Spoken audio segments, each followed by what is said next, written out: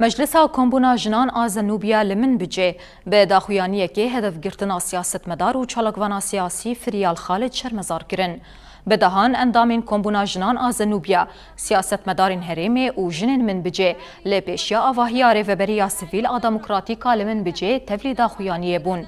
Di daxuyaniyê de hata gotin ku ji ber dewletên hegemon ji hêz û îradeya jinan ditirsin, her dem wan hedef digirin û şehîd dixin.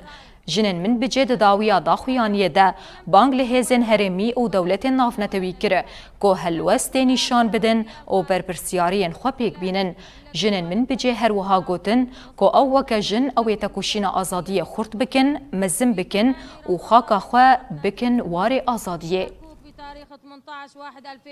ام في قتل كرني شرمزار دكن وام دولات التركرا وحر كسي جوهيرو دجمني جني آزادي جني آزاد ام منورد بيجن ام دست بدست اما دست بدست اما جيانا خو آزاد بكنا جني من بجي وجني قلي باجار ورجالات سوري ام هيرو ام جيانا كآزاد دكنا ام هيرو جواكي كي آزاد دكنا جبو بتشتي إيريشي حتى إيريشي دولات الترك وهيرو تشقص جنان تشقص جني ما استهداف بكن افتشتا إرادي ما ناشكين جواكا خو آزاد بكنا أما جني خو آزاد بكنا حوالا ما جن حوالا ما زلال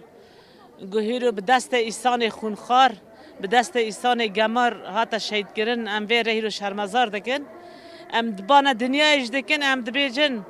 چرا شدت السر جنیه چرا کشتن پارا جنیه چرا قتل عام پارا جنی میه به هزار وانا ورقاس دچیا دابون ورقاس شپلا دابون ورقاس کار دکرن ورقاس خبات دکرن ورقاس داعش کشتن ورقاس داعش قتل عام کرن داعش سر چاو دولت دنیا قبل دیگه گو آوه ایسانه که کار کربو خبات کاره ورقاس دفاعی ایسانه دکر هیرو به دست گماره هاتا شهید کرن.